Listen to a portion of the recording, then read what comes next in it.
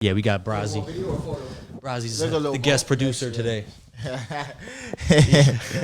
Shout Brazzy, man. Yeah. Yo, let's. I'm gonna. Wait. Oh, it's right there. Yeah, I got a lot of apps. You gotta find it on the first slide.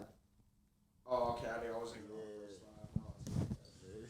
Yeah, we're recording right now, so fuck it. All right, it's good. Let's do it. Yo, well, shit. Welcome back to the podcast. It's been a couple months since I shot, but we got somebody in the building today at the new studio, aka my crib. We got my guy Marc Andre in the building, so I just want to play a little bit of his music, get back into the swing of things, Yeah, for sure. So let's get into something off the Fear the Unknown project. When did this come out? Came out this year. Came out like last November. November? Yeah. Got you. We're still promoting and still dropping it. Like, shout out everybody that be bumping it. Love the organic for the project. Yeah. I never, something I made off my bedroom, and the love for it right now is keep growing and growing and getting new fans. People reached out to me I never know. Somehow it's breaking through some word of mouth stuff. I can't even explain. So shout out to everybody that be bumping it for real. Yeah, so right now we're playing the Ep.23. Ep.23. The little French. A little French. Voila. So we're going to let this run out just for like 10 more, 15 more seconds. Let people get a vibe of who we got on here. And we got some wine. The Cantato. Product of Portugal.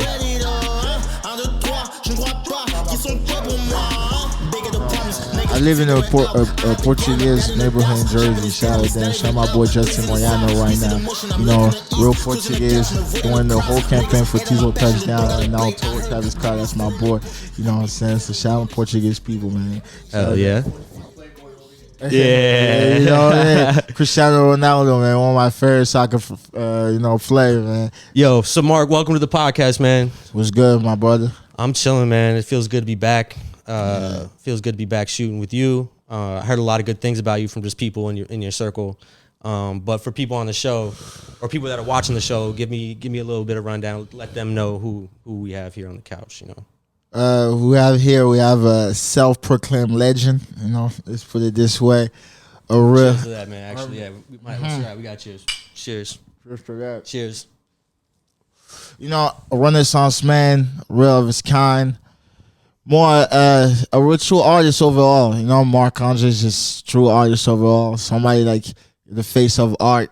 Yeah. They will remember the name, Yeah, so for the people listening and stuff, so what started first? Because I met you as an artist when we met at the let's take it back to the time that we met a little bit. I met you at the Ebbs brewery. Yeah. And our mutual friend Lou put me in contact with you, but he introduced me to you as, I believe, an artist in general, but I think he introduced me more to you on the painting side.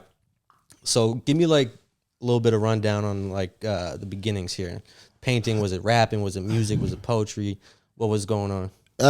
I started with rapping, to be honest. The beginning, early days. Yeah. For everything, I started with art. It was really like rapping. When I was a kid, started 13. Yeah. Middle school and shit. I wasn't good though. What I'm saying? I was living the project. And where'd you grow up? I grew up in France. I grew up in Paris. Okay. Grew up in Shout out to Paris. Shout out Paris. I got a homie out there right now. Yeah, for sure, man. Paris always gonna be stomping ground. But people don't know about Paris. When I say that, people be thinking it's because the Paris of Fashion Week, and I was I don't come from there. I'm from the project, from the suburb. Some people where I'm from, they don't go outside of Paris. It would be somebody from Queens who live in Southside Jamaica that go to Times Square. That would be the same feeling, Word. So where I live, I couldn't even tell you because it's the last stop in one train line, the RER. That's a train that takes you to the suburb, which is the hood, Yeah. So one of mine is the last stop. That would be actually on the map. I kind of look at it as the equivalent of Southside Jamaica, Queens. Okay, cool. Yeah. So I've been to Paris, but I've only been, you got what are they called, assortments, right? Yeah. Yeah, and I stayed in the 10th. So you were downtown Paris, really in the center. Now me, you gotta go outskirt, Yeah. So I fucked with Paris though. It was dope. I liked it a lot out there, man. I liked the spots, I liked the bars. Drank a lot of wine out there. Smoked a lot of cigarettes. Yeah, hell yeah. Either way, over there, for all your cigarette smokers, the paradise. Bro, they give you at restaurants. They give you an ashtray before they give you a bottle of water. You know what I mean? It's crazy. Bring that back Yeah. Yeah. So tell me about the early years in Paris rapping. Cause it's funny because I think we have a mutual friend. I used to work with this dude Solomon.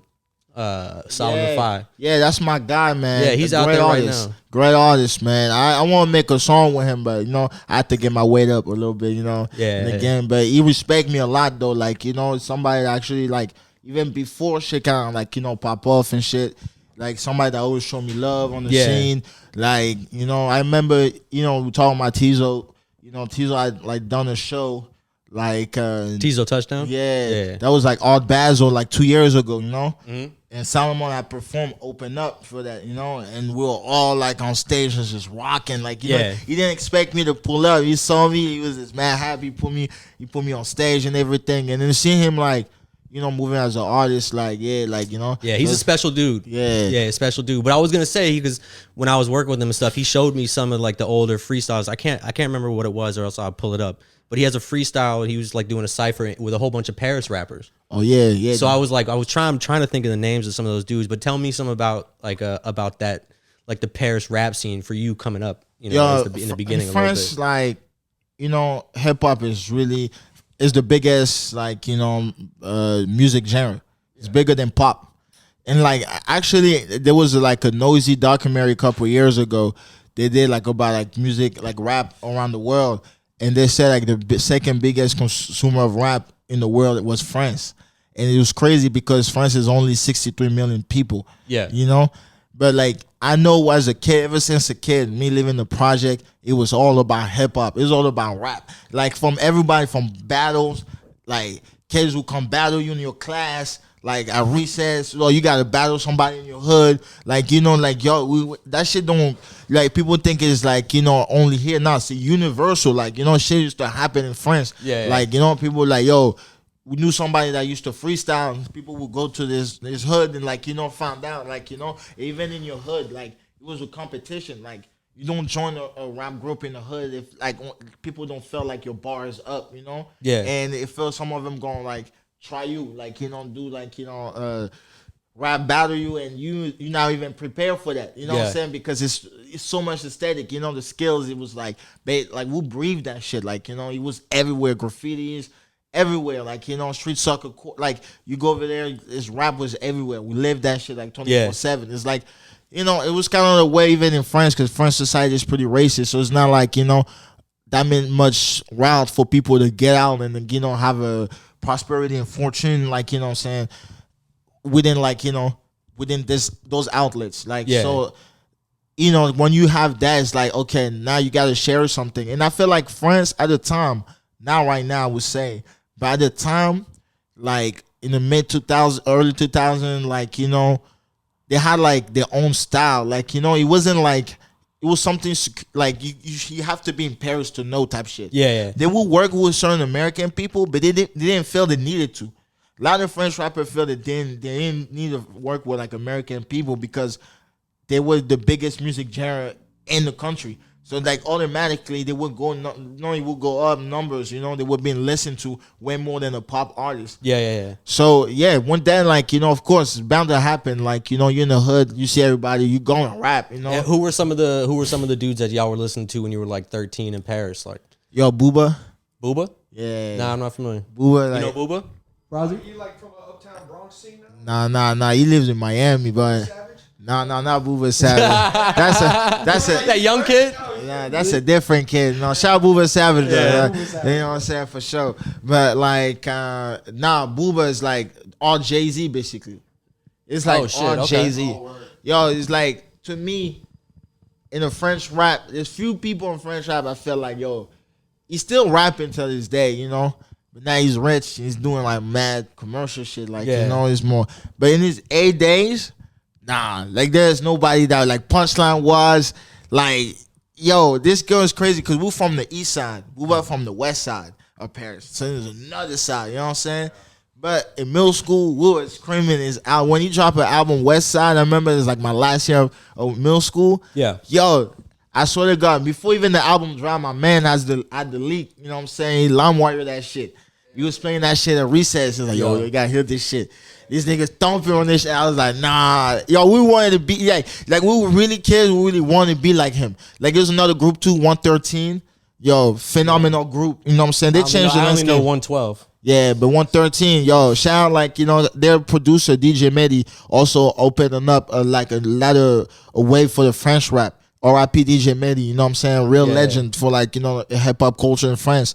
Like, he went to America at one point, like, you know, there's other people like NTM, IM. That's more old school. Oh, ATM, I know him. NTM legendary. Those group are legendary. I am, you know, those are, but they were like older, like, you know, a little older, but they're still legendary. NTM, we used to fuck with NTM because NTM was radical. They were like our public enemy / like, you know, Mobb Deep a little bit, but they were like, yo, they them niggas just like crazy. But Booba, like, I swear to God, to me, or no rapper, because he was in this group called Lunatic.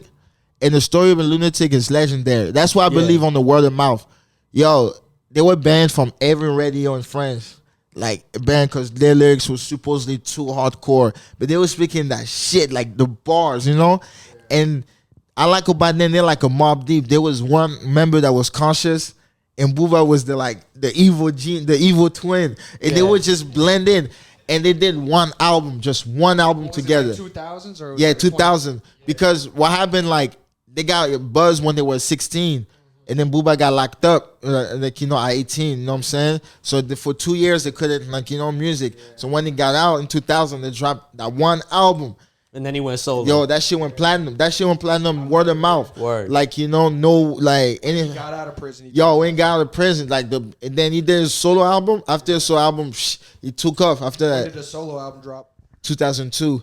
Crazy album, Great too. year. Yo, Great year. bro, it's crazy. Yo, rap at this point in France, that's why, it's crazy because in my house, prior 2001, in my crib, my mom would not let me listen to rap. You feel me? I grew up in a house like you know, I used to steal. I want to get back. I'm gonna get to that too. I'm gonna get back to something else. But speaking of that, I was just up with my sister and my mom or whatever for Christmas, and I was talking about shit. And we were watching old videos, like old home footage videos, and it was when my sister got a CD player. But that's how I kind of got like introduced to rap because I wasn't able to listen to it. My sister was a little older than me.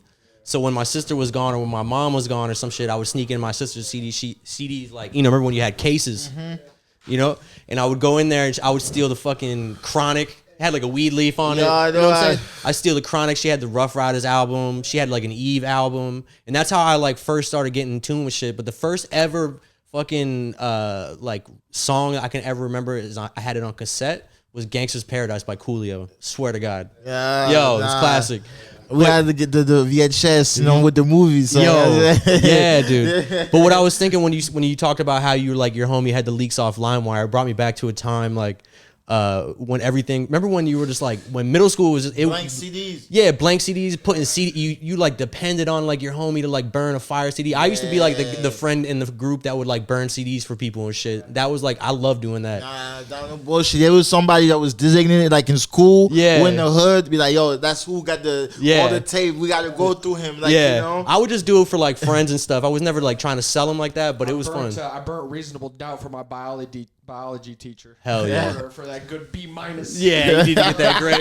Reasonable Doubt in my lifetime. I was burning them on the Jay-Z and Nas albums off the LimeWire. So, what were I know Smack DVD, but those were the battle raps too, right? Am I bugging? Yeah, but that matter of them Sub-Zeros. Yeah, Sub-Zero. So know how big was that? Like, when you were talking about battle, you were talking about battling in Paris. No, but France had their own circuit of them shit. Word? Yeah. No, there was like, you know, in France that we have our own like Smack DVD. We had their own shit like that. Like, you know what I'm saying? There was sites like that were like showing like street shit, like, you feel me? And DVD shit. Like, so yeah, so no, people they had their own circuit, you know what I'm saying? So that was just still going on. Like the mixtape was really heavy, you know what I'm saying? Even back then, like you would get only more respect based on some freestyles, like where you dropping the freestyle, people remembers them shit, you know? So it's like, yeah, that circuit was really like that too back then too, you know what I'm saying? Where were people dropping them? Was there like a certain circuit that you guys would look for there's like certain places shit? like you had to go in Paris to get them. Yeah. You feel me? And people will just know, like based on that area, the popular mixtape. You know what I'm saying? Yeah, like the physical copy. Yeah, the physical copy of it. And whoever bumping in the hood. You know what I'm saying? And the radio was also. That's what I was just about to say. What was like the hip hop radio like in Yeah, like the the early radio 2000s too. out Yeah. there? Were they tuned in? Was it like, because I knew in Florida, like where I grew up, we had like it was like an underground station that you could tune into. It was like 87.5 FM or something, but it was strictly like an underground radio station that was just like all rap shit. But it only lasted for like 2 years. You know what I mean? It was only around for a little bit. So what was like the outlet that people were looking for in Paris? It was like 3 radio stations. Yeah. Mainly for hip hop. Generation. One called Ado, but Ado was more R&B lenient. You know what I'm saying? They were breaking more R&B artists, but they were still playing raps. And Skyrock. Skyrock is the biggest, radio, rap radio in France. But Skyrock back in the day had underground shows of late night, and there was a show called Ceasefire, I believe. You know what I'm saying?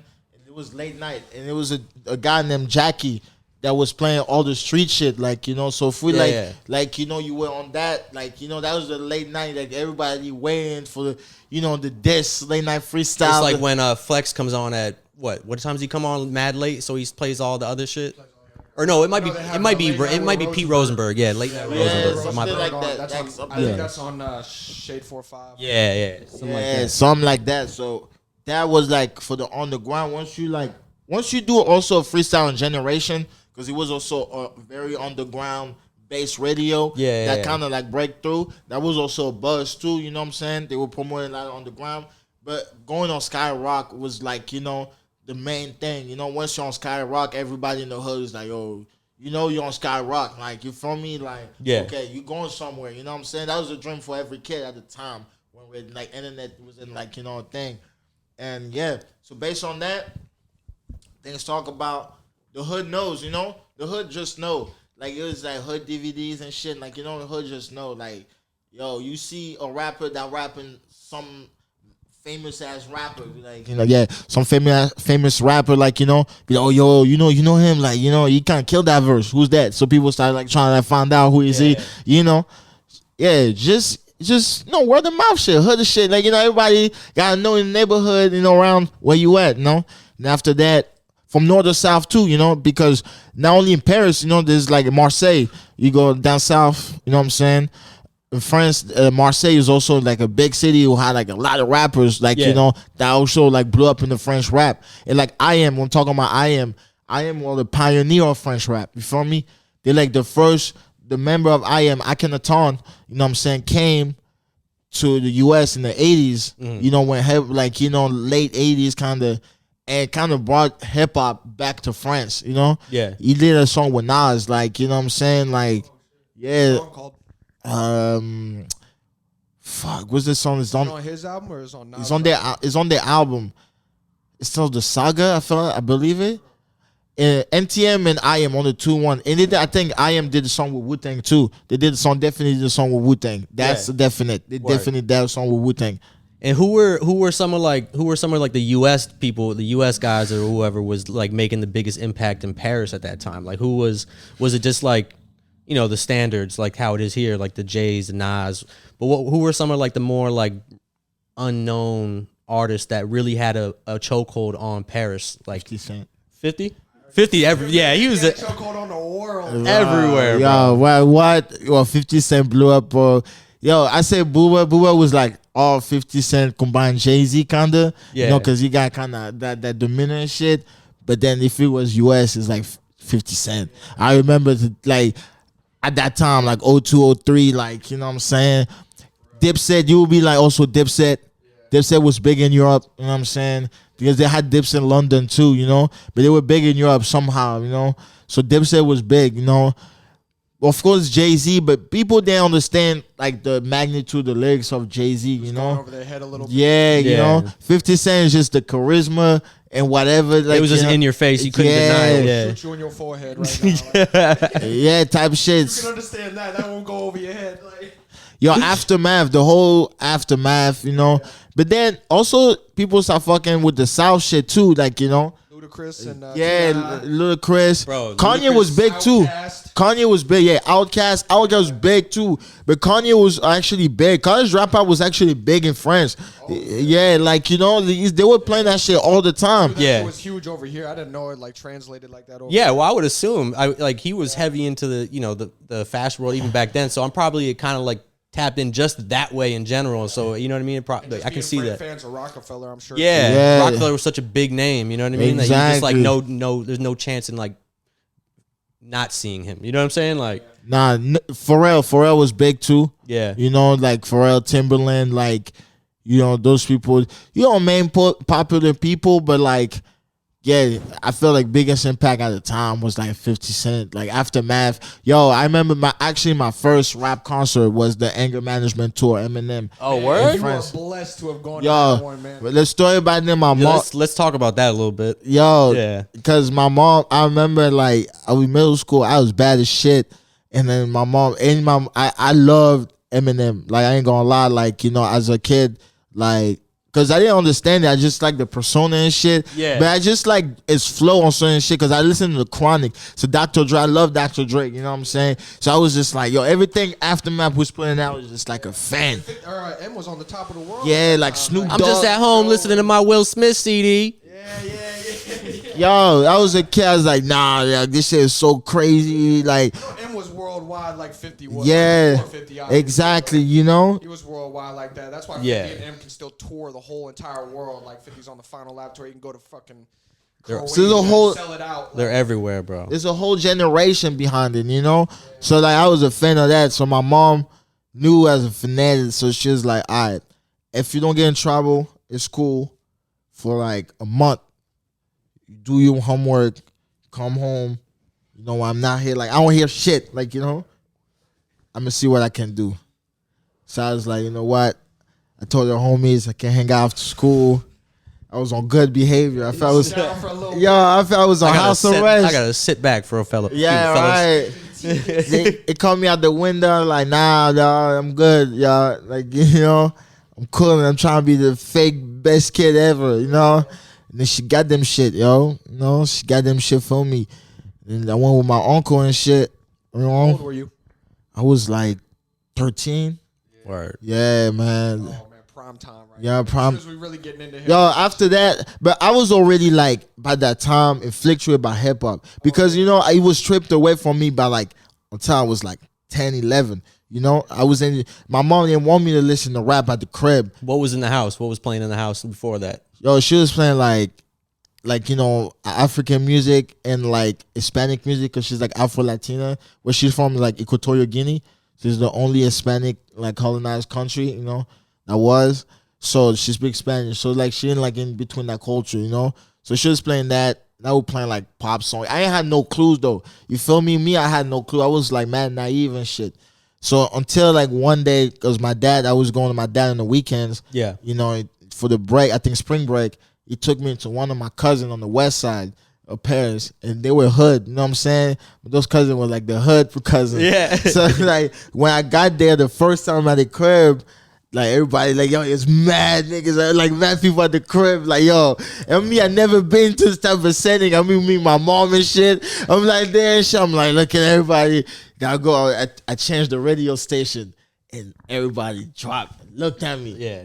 Oh no, that's crazy. And then my cousin was like, yo, come here, let me talk to you. Yeah. He put me on the side. He was like, yo, all right. First up, when you come in this house, I'm going to tell you, there's rules here. You don't touch the radio station.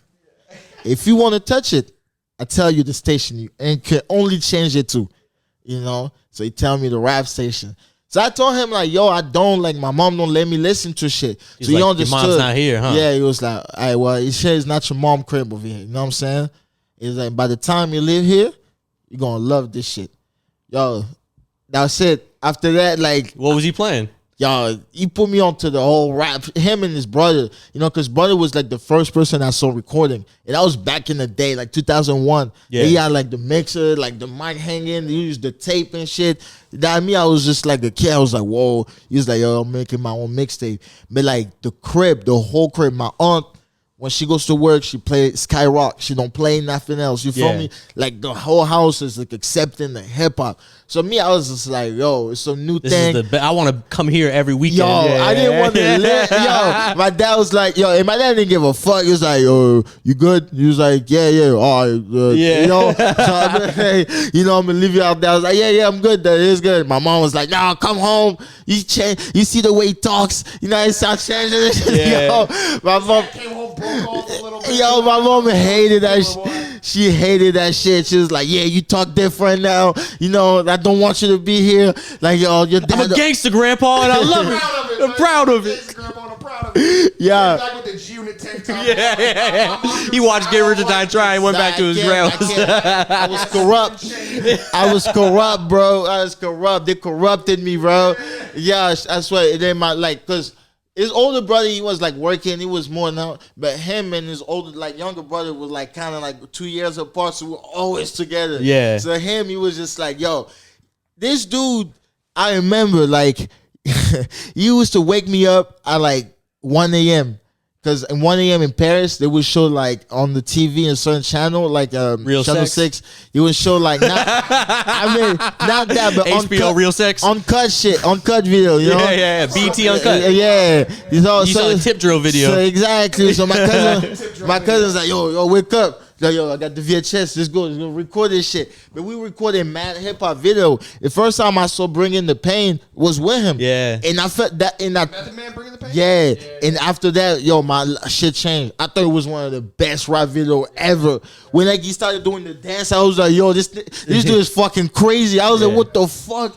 Beth used to have those crazy grills too, like the The grills. fangs. And Yo, shit. that video used to scare me because like, yo, that He dude was was smoking crack back then, I He was think. doing a lot of trends. Before he started doing them. Yo, the eyeball. He was smoking dust. Smoking dust. I don't even know why I the said that. eyeball disappearing and shit. I was like, yo, Oh, he had the contacts too. yeah, nah. I was like, nah, bro. I was like, yo, what's good? I Yeah. told my cousin, he's like, yo, this is it. And I was like, you're right. I was just like, you're right. This is it. Yeah, By the end of it, I was like, nah.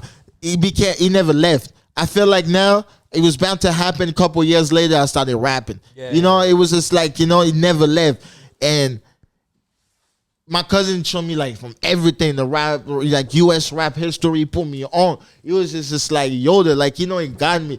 I lost contact with him, you know, and that saddened me. I hope one day, like, you know, we reconnect path and stuff because, you know, Where he's at? You know where he's at and stuff? Or shit, I don't even know. Like, Yeah. it's been like, I remember I saw his brother years ago, but no, they were still on the west side, but I know I lost contact. But I don't think in heart, shit will happen, you know? Yeah. But yo, my cousin Terrence, like, you know, like, it was crazy Yeah. kid. It was a crazy kid, yo. Like, this kid was not going to school. He was just living for rap, yo. He was just living like, yo, but he taught me so much because of him. That's when, like, I started knowing, like, okay, this is like, you know, when I come back to my hood now, it became a different thing now. Like, you know, Yeah. I was with the speakers on my balcony, like, bumping it, like, you know.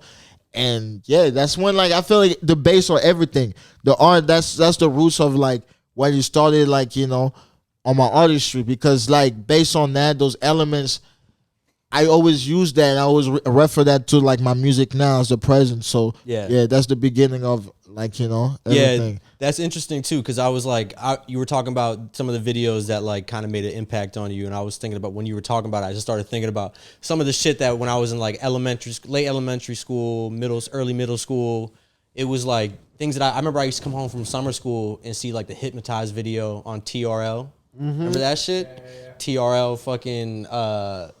I used to watch a lot of the videos that stuck in my mind were the Busta Rhymes videos too, because those were always fucking crazy. Give me some more. Yo, like, that video was cool crazy. I was like, yo, like doing some wild. I had the VHS, no facts. Bro. Wow. Yo, some of those were like some of the best videos that I remember. That Like, shit was always like so extra too. yeah, dude, yeah, mad cool. Like, it was those were some of the videos that stuck with me the most, like visually. You know, and I go back every once in a while and watch them to be like, yo, this reminds me when I would get home from summer program. You know what I mean? No, no Like, bullshit. I was hanging out with my friends all day. I would go to my grandma's house. She had a pool, like just like eating ices and shit. Coming home, like it was nice, bro. When I was young, that was cool. Those were good times. All right, so what was like the first time you actually like recorded though? Because you said you saw one of your homies recording for the first time with the setup. When was Yeah, the my first cousin. time? Yeah, when I your saw my cousin. Yeah. When was the first time that you actually recorded a song? Yo, it was 13, turning 14. Yeah, I was turning 14. And R.I.P. my homie Jesse, you know what I'm saying? Jesse was Portuguese, you know, my homie Portuguese, just live in my hood. My homie Jesse. What happened was, what pushed me to record it is because there was like, my friend that was living in my building, they had a rap group. Word. You know, it was from the same building. They didn't include me. They were like, nah, you ain't no level. They're trying to front on me, right? OD. And I was like, nah, I was tight. And then you don't try to front on me and my mans, you know? So one of the guys, I thought, and my mom knew him. It was my mans used to come through like all the time, play video games on my crib, all that. He include me, and he dissed me. Yeah. He dissed me on top of that. They were flexing at the shit. recess. So I was like, damn, I never rapped before. So I didn't know where to take it. You know what I'm saying? I just heard raps, but I didn't know how to put it together. You know what I'm saying? So I was like, and them, they were actually better. Like, I'm not gonna lie, they had like a little bit more skills than I do. And they started dropping track, and people in middle school started jacking them and shit. So I was like, damn.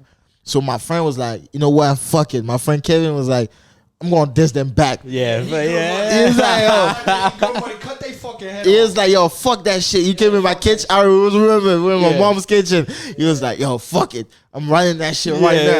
And I'm dissing him. No Vaseline. Yo, he's like, yo, they did a battle in another building in my hood. The whole hood came out and shit, even the older dude. Yeah. And then, like, my mom that day, like, everybody was like, you gotta come out. My mom didn't let me out. Yo, she was like, you not going out. Then she was on some shit like, I ain't clean my room, whatever the fuck. She wouldn't let me out. I was like, yo, I begged my mom. I was like, please, I gotta get out. This is the day.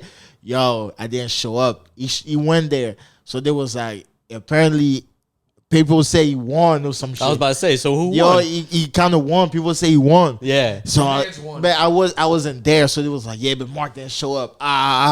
So I was like, fuck.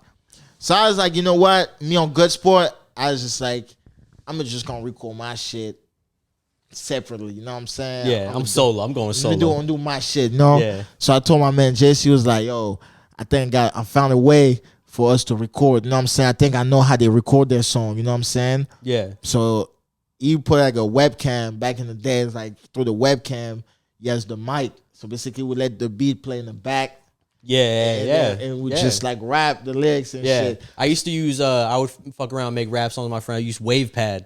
It was just like some fucking shit. It was like some shit where you could just put a fucking beat on and it would play and you could record on the mic. It would sound like, you know, how it would be though if you were holding the phone next to it though. Exactly. It was the exact same way we did. So I started doing that. And I'm not gonna lie, my first songs, they were ass though. You know, I thought I was doing some. You know, I tried to pass it out in school. They cook my shit, yo. They weren't fucking with it? Yeah, they weren't fucking with it. They cook my shit. Yo, everybody was cooking my shit. I go to soccer practice, they were cooking my shit. Yo, then there was a kid in my class, right? You know, and I didn't even know he was rapping. Yeah. Because that kid was like an athlete kid, like a star kid in town, you know? So he was known for being that kid. Then I went with my man Kevin. It was like, Kevin, no, he saw me, I was defeated. I was like, dog, I don't even know what the fuck to do. I'm fuck giving this rap shit up. Yeah, he was like, nah, fuck Hanging it this. up. My boy Kevin was like, nah, fuck this, dog. Fuck him. I know you could do it, dog. Like, you know? Yeah. He was like, let me play you some shit. So he played the kid, I told you, the athlete kid. He played a song. I'm like, yo, who's this? It's like, yeah, the kid was named Eunice.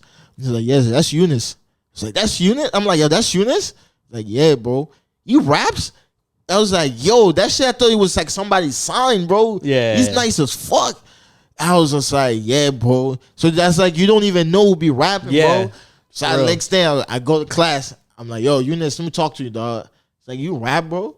I was like, yeah, but I'll just be playing, you know? I just be sport. I don't be playing. It's like, yo, why you so nice like that? I was like, nah.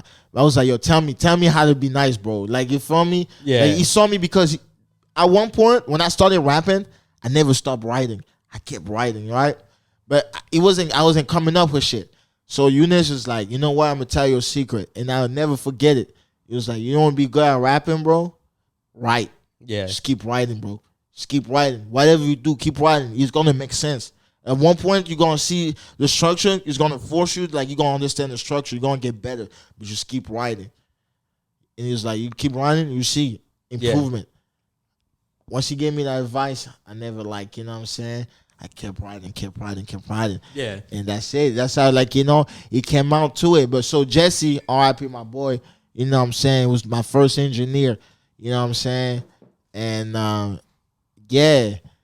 After that, like, you know, it became something. Once I did my first song, the curiosity of knowing, like, yo, what's gonna What could be next? Yeah. And then he never left, you know. That's just why I push it till this day. Still, the curiosity was like, what the fuck can I accomplish with this shit? Yeah. You know.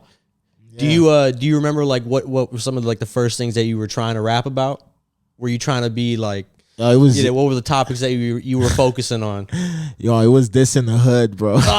You were drill rapping? Yeah, I was on hood time because I had a beef with another hood at the time. Oh shit! And I think they had a diss on us. So like the older cats, you know, they had their you know, their wave, but the younger kids, we were beefing with their younger kids. Yeah. So we had a diss. I wrote a diss about them. You know. It was just something to talk about. Yeah. What do you okay, so you start off like kind of on that angle just because you're like whatever's going on in my life, I'm just gonna rap about it, whatever's on the top of my on the time, whatever's happening at the time. You right? When was like the moment where you were like, did you ever have that moment where you were like, yo, I gotta start making songs, or were you just like for a couple years just like I'm just getting bars out? Nah, that came up like when I moved to the US. You feel me? Because in France, it was too much distraction. I wasn't really focused like that, you know. I know the OGs in my hood. There's some OGs like, you know, they even had a part of like this classic French movie. There's like a movie from my side of town in France. That's a classic hood movie. You know what I'm saying?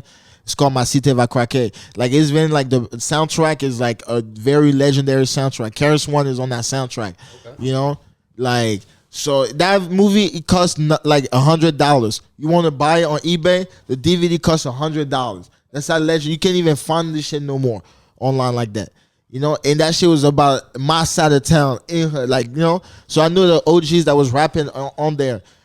You know, that wasn't be around. But in my town, in my side of town, where I'm from in Paris, it hasn't been. Except now, there's one rapper actually been going up for like, you know, my side of town. Before a long time, we were like the town that never had that rapper. Yeah, you know what I'm saying? Who's the guy that's coming up? His name is Nino. Yeah, I don't know. Yeah, he's like he's going. He did a song. You got to put me on to stuff. You got to send me stuff. Yeah, for sure. I can send you the link. He did a song with Lil Baby. Actually, Lil Baby did a song with him. Okay, it's crazy. Like, you know, Baby's always going up over there. But besides him, they was not really somebody that was really up for us. Like back in the day.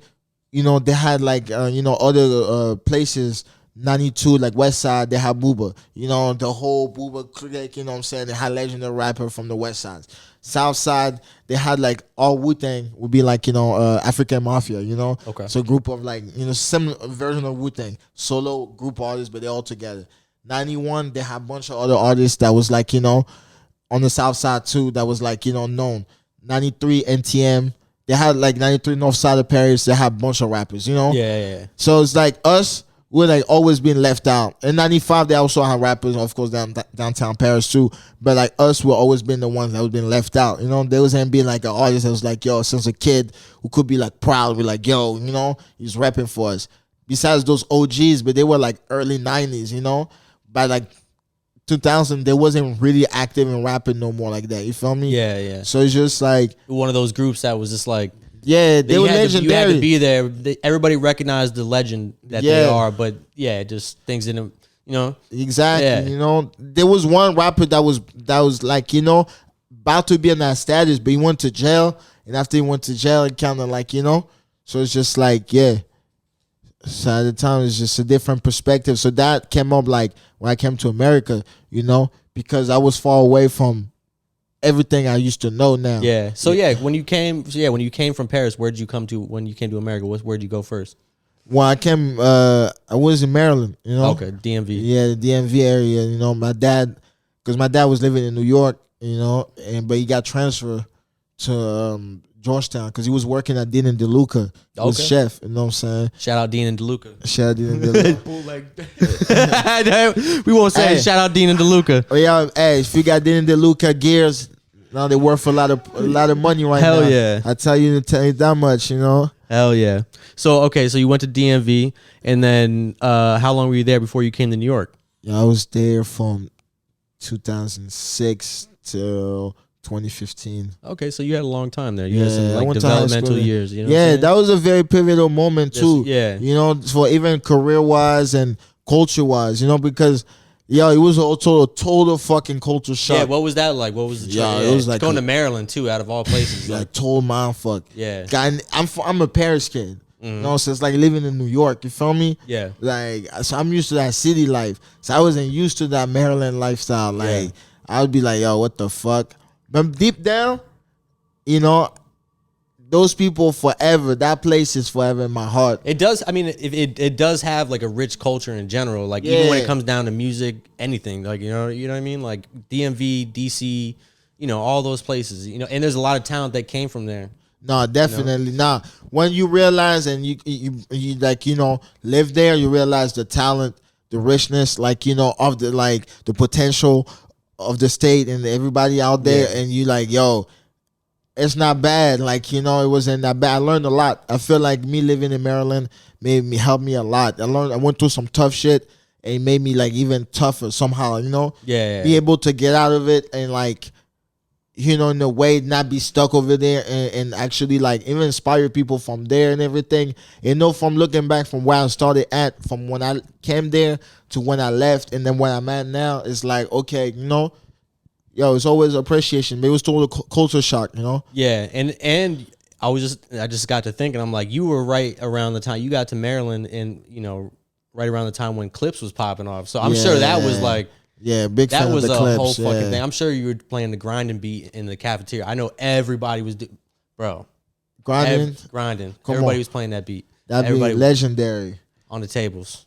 Like Clips, of course. Even Mr. Me Too, Yeah. Mr. Me Too, bro. That summer, like that shit was hot. Like Hell Have No Fury is Yeah. one of my favorite rap albums. Like like crazy album. Like that style always. But before even then, my favorite producers all time is Neptunes. Yeah, and they're from there. Yeah. Yeah, from there. So like even before in France, I always had a deep admiration.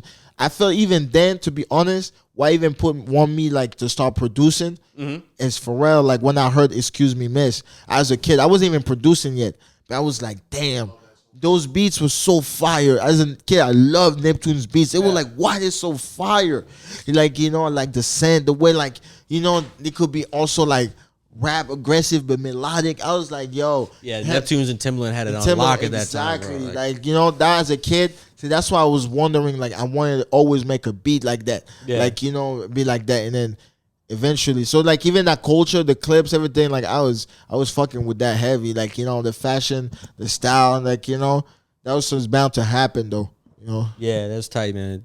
And all right, so we focused a lot like on the music and stuff, but we really haven't kind of tapped into what I was more introduced to you with, which was like the painting side. Yeah. When did like that artistry come into play? When was that a thing that you decided that you wanted to do? Because I have an interesting story. I have I had like a couple years ago, I'm bugging. A couple episodes ago, I had this dude Aaron Cohen on, and Aaron Cohen, he's a rapper. He does a lot over in France too, but he's from Seattle. Was kind of like big in like the New York Shout out scene. Seattle. Yeah, shout out Seattle. But he recently, like he always like did art. He was always painting, drawing and stuff. But during the pandemic, he was looking for like just outlets, shit. And he said on the show, he was like, I just started painting a canvas in my crib, and like, mind you, he's been rapping. He was like, that's like his thing. He still raps, but like he started painting, and he just like had a moment where he started crying painting, and was just like, yo, this is like what I should be doing. And then now, ever since then, bro, he's been painting, selling paintings like within like 2 years, bro, like selling paintings for good amount of bread, Yeah. It's crazy. So walk me through that process of like when you decided to start painting, and when you decided like, okay, this is like a serious thing that I want to, focus on. So it'd be like 2021. Towards the end of like So recently. Yeah, 2020. It came like, for reals, because I was at around the time I used to hang out with this kid from France, like this painter kid, you know. Shout out my boy Pharaoh Kakuji, you know. I used to this kid, like, you know, I don't know where he came from, but like, you know, somehow his dad was born here and his mom was French, so he was like, you know, but he grew up in France. So his grandparents used to live in Brownsville, like, you know, in Brooklyn. And one of our friends went there at a party, introduced us, and then we started hanging out, like, since 2020, 2021, you know, we started just hanging out. Was he painting shit? Yeah, it was painting shit. Like, yo, his paintings are incredible. Yeah. Like, but and then the more crazy shit, like, you don't even use real canvases. You would take, like, those, you know, those ads panels, you would rip them off and paint on the back of it, you know? Word. Some crazy paintings. Yo, insane. So he was making bread. You know, he was represented by, like, the top 3, like, you know, curator in the world, Stefan Smovich or some shit like that, you know? Word. Yo, and, you know, I was like, he was mad young. He was, like, only 21. He was making, like, 10 G's type shit, like, you know? But me, I was, like, you know, I never was, like, I didn't want to disrespect the art. I felt like deep inside, music, this is what I do, make beats, not a rap sound engineer. So I ain't going to tap into that shit. But me hanging out with him, he was just like, nah, man, you should paint. You should paint. You should try it, you know? Yeah. And I was like, nah. It's like, nah. He was like, all right, what if you teach me how to make beats and make music, you know? And I show you, like, you know, you paint whatever. Like, I let you paint and all that shit. So I was like, okay. But I feel like our energy, because we're hanging out so much, kind of like transfer. He was more attracted to the fact, like, I was making music, Beats, you know. He was we really liked that shit. Like, he was really intrigued by it. Kind of bounced off each other. Yeah, and me, low-key, I was really intrigued the way he was fucking painting. I was like, damn, that's crazy. But then one day, you know, I was at my ex crib. He just came to me. I was like, you know what? I'm about to go buy a canvas and see what the fuck is gonna happen. And then from there, when I make my first painting, I didn't look back, bro. You still have it? Yeah, I still have it. Yeah, nice. Yeah. What was like the vibe of the first painting? What were like some of the mediums you used? Yeah, I think collage. I was like, first I was like collage more, you know, so collage, but it wasn't the deep collage. I painted, you know, it was a big canvas. I painted everything. You know, it was just mad random thoughts, you know, kind of very abstract, but it was just like me, you know, it was like, okay. But at the time also, I was also like, I felt like copying more of my like influences, you know. I was very influenced by my influences, you know. Who were some of those? Of course, Basquiat was, you know what I'm saying? Like, you know, but there's other people. I love Kerry James Marshall. I love Henry Taylor. Mm-hmm. You know, I love Fate Ringgold, Picasso. I know Picasso. Yeah, of course. You know, I love Picasso's paintings. I love the shadow. I think you're. Yeah, exactly. You know, you got a little Picasso. Picasso in there. You know, I'm singing it. Yeah, but yeah, like people like that, like I really appreciate it, and then also people I see doing it. You know, and my man Pharaoh was also an inspiration too. I love his painting. He did covers, rap album covers for me. You know, it was something that hands on showed me, like, you know, show me the way. And I felt like when he took me to his collector house in LA, when we were in Beverly Hills, when I knew, like, you know, we went to the collector house, that's when I found out, like, what was the artist residency was, you know? Yeah. Like, we met all the artists that was living in that, like, mansion and stuff. And that mansion was, like, full of art. But they had to produce a certain amount of art. Yeah. Yeah, word. Yeah, I mean, they were pretty chill, you know? They were smoking weed, making art. They have a huge studio. I was like, yo, what the fuck? This is the life. Like, yo, you just paint. Everything is paid for. You live in a nice, you know, like, crib, and you making mad bread. Yo, nah. That's like, you know, I started also thinking. That made me thinking, like, yo, maybe it's something like, you know what? You know, I'm going to see, because if I can visualize a beat, I could definitely visualize a paint. Yeah. And that's what I use to paint, you know. The same way I make a beat or I'm going to make a song, I'm going to make the same format for painting, you know. Mm-hmm. So it can pretty, like, you know, just by trusting your guts, you know, and really not give a fuck what people's going to say. Because, you know, people always going to compare you and say stuff. But at the end of the day, if it's like you're the only person to write your story, you know. Yeah, did you struggle with that in the beginning? Of course. Yeah. Of course. When did you have that moment where you were like, fuck it? Like, Yeah, but I don't give a fuck. That's the problem. Yeah. I don't care, because people they're always gonna do that. I already knew that. And I'm not gonna lie to myself. I mean, if I like something, I'm influenced by something. That's how art kept going. Yeah. An artist before me was influenced by somebody else, to keep this shit going. Somebody later on, 20 years from now, is gonna be influenced by what I did to keep this shit going. And I can't be mad at that because this is what I did to make the shit going, to keep going till infinity. And it's gonna be like that because that's the only way art sustain, Yeah. And people They say no idea is original. exactly, no idea is original, and it's It real. really is true. It's not Sucks, somebody but, already.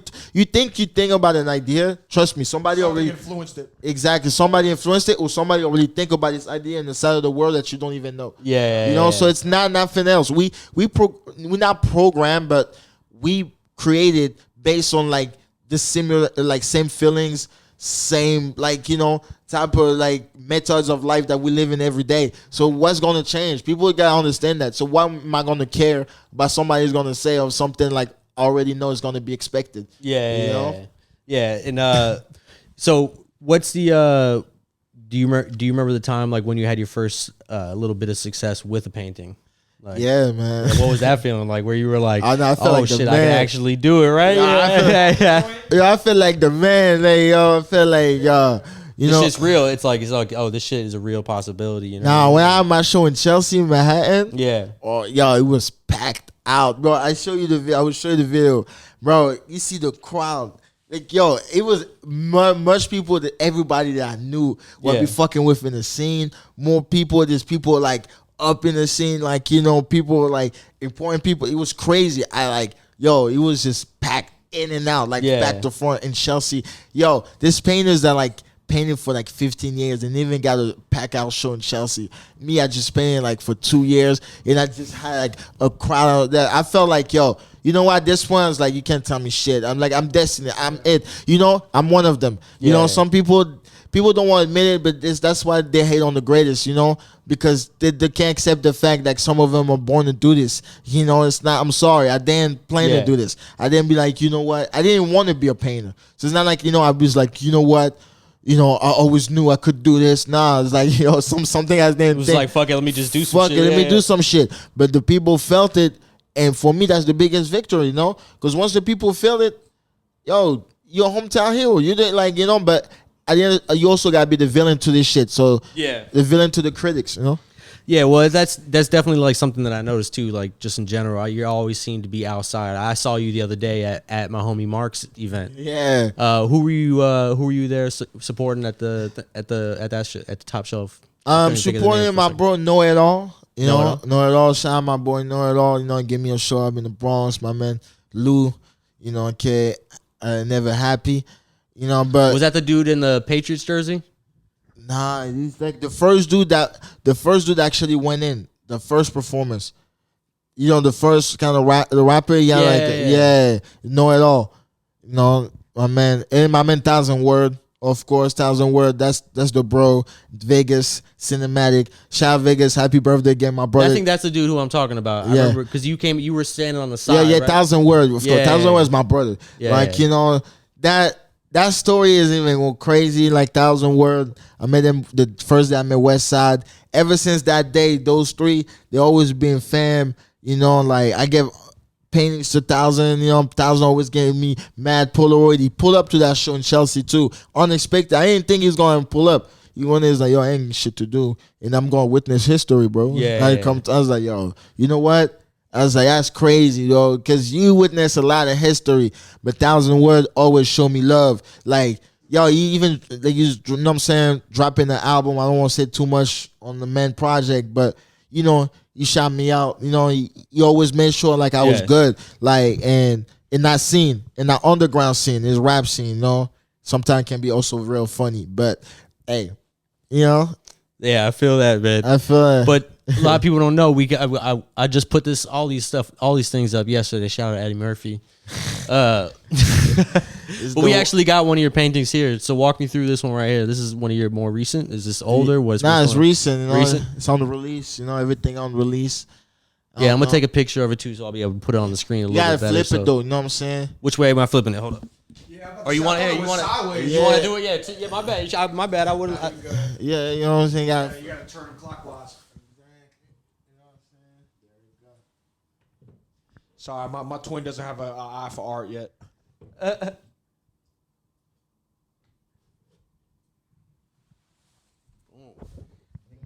We can make it look a little.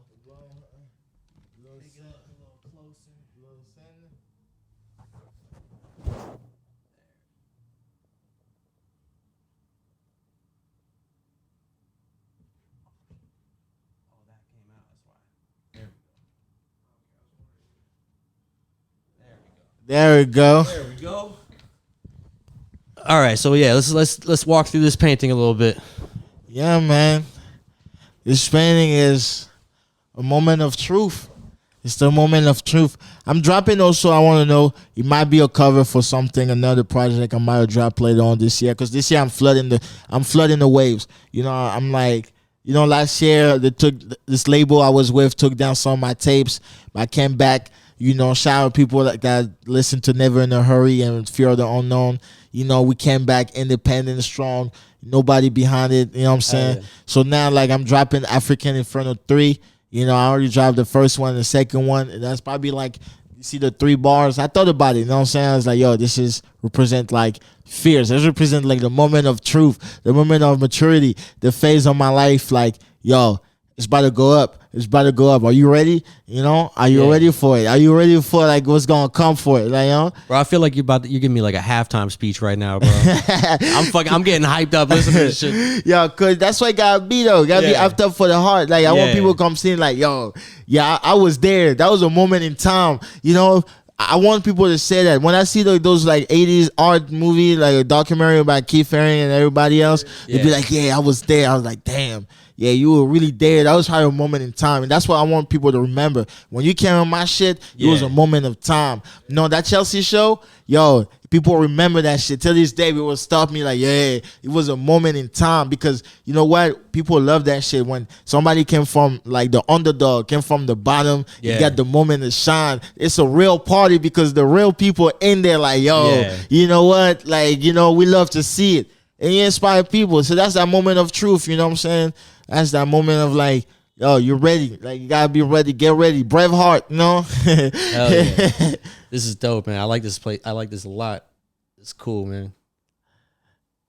Yeah, and now some news. I'm on release. I'm preparing new. So yeah, new words. talk to me. So give me a little before we get out of here and stuff. I want to talk just a little bit about the music. What's you just dropped the last project was Fear of the Unknown. Yeah, you get that on Spotify. Yeah, you get it on Apple Music. Yeah, everywhere. It's right? everywhere out. Gotcha. YouTube, all that. Yeah. But you were when you came in, you were telling me you're getting ready to drop something else. What is the word as far as like the music goes? You got any shows lined up? You got any projects coming out? You got what should people stay in tune for? I got like a little. I got some project coming up. I want y'all to know, 2024. I want y'all to know that I'm coming with the heat, the storm. I have Mac projects out. I'm flooding the streets until they give me the real studio recording album that you know that like, okay, it's everywhere. It's like very polished. The billboard is out and everything. I'm dropping mixtape and I'm dropping project and I'm doing this independent. So the next one is coming up in January. Shout out my brother Soic, this kid from Arizona that's 17 years old. You know, produced entirely this project. It's called Reload. Hell yeah. Where's he from? Arizona. Yeah. Oh, shout out Arizona, man. We got Arizona. Shout out the Phoenix. Shout out the Suns, you know. Shout out KD 3-5, big 3-5, you know what I'm saying? Yes, sir. And but like for sure, like Soic, you know, this kid is super talented, 17 years old, produced entire tape, you know. I have an all-star. Mostly is my people, you know. Yeah. My people all-star cast. They all give it up bars. You know, it's real hip hop. You know, because people want me like, you know, I want to drop a real solid hip hop before I go on my like, you know, Afro beats, chill vibe. I want to set the record straight. I got bars, and I'm gonna give the bars, like, you know, and I'm coming like differently, you know. I'm going to show the game how to be versatile. A lot of people in this scene faked on me on the underground. It's okay. But I'm telling you, they can. This is for the money. This is history. 2024, we're going for money. So You heard Reloaded Faith, January 24, top of January 24. It's coming crazy. African Inferno, that's the label. You heard it here first. Just remember that. Yeah, you heard it first on the podcast. Yes, the About Whatever podcast. We are back. Yeah, we are back. Oh, but before we get out of here though, do people have access to your paintings? Can people buy? Do you have a website that people can go to? You go on my Instagram for real. I have a link. If you hit me directly, that can link you to my paintings. Got you. So I'll make sure in the bios and everything. I'll yeah, make sure it's very secretive. directly. You have to know. Like I'm trying to make all the secret society thing. Like. It's not in the front streets. It's not no Bath and Beyond, shit. It's something like you got to be in it. It's a club. Like you hit me up, apparently you get the link. If you don't get the link, you don't know where it's at. You come at the show and you buy it straight from the show. If not, if it's personal, you got to be in it. Yeah. So. Shit, I'm excited. I mean, every time you start talking about this shit, I'm like, all right, well, now I gotta be at the next one. I'm gonna be there. I gotta be at the next one for sure. Yo, for sure, be at the next one. Mark, man, I appreciate you coming through and being the first guest back in literally months, man. So it's good to have somebody on the show that I respect. My pleasure, my bro. I had a good time chatting with you and shit. It was really dope. We got Brazzy in the back. He's producing the show tonight. Brazzy, boom, boom, boom. So let's before we get out of here, let's What's one of more like the like more like I don't want to say like spoken word. What's like something like a little chill that I can post that I can play off the new project that I can end out the episode with so we can. Okay, yeah, I got a good one. Which one should we do? Go down. Fettuccine and Ville. Fettuccine Ville produced by Soic. And Craig. Since we dropping out the project, but Soic. What I'm saying. I'm gonna give you a little test of what he does. There we go. Exactly. So of the project, one of my favorite songs of the project, a very personal song, and this kid 17, insane. Yo, Fettuccine and Ville. Let's get it. There we go.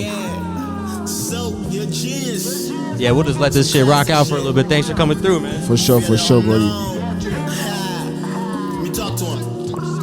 Fettuccine in my dish, like Ray J. I had only one wish, cause life was still a bitch. I was thinking about days like this, sitting on a bench. Not even on pitchfork, I was made for this shit. My pops told me how to make a quiche. Unorthodox was the niche. Niggas were not rich, but the stars are rich. Brother, listen. Just a heads up, we did finish the bottle. You saw it. They're not sponsoring you. Don't show them. I know, but honestly, I was thinking about it. I was like, I need a wine sponsor on this. Yeah, Contado for real. You know what else I needed? You know what other sponsor I need? Angel Concepts. Powered by About Whatever podcast, powered by Angel Concepts. Come on, Chuck. Get on it, man. Mumbles. I give the line straight like About 50 leather pins over here. Good money only. Ah ouais, ces fils de pute sont pas là pour moi. Ah ouais, je viens d'une époque, tu connais pas les remparts Renoir. Ah ouais, je m'oublie pas ou quoi. Ah ouais, je me dois de la thune ou pas. Ah ouais, ces fils de pute ils sont pas là pour moi. Ah ouais, je viens d'une époque, tu connais pas les remparts Renoir. Voilà, magical writings like J.K. Rowling's. Niggas be singing outside for dilemmas.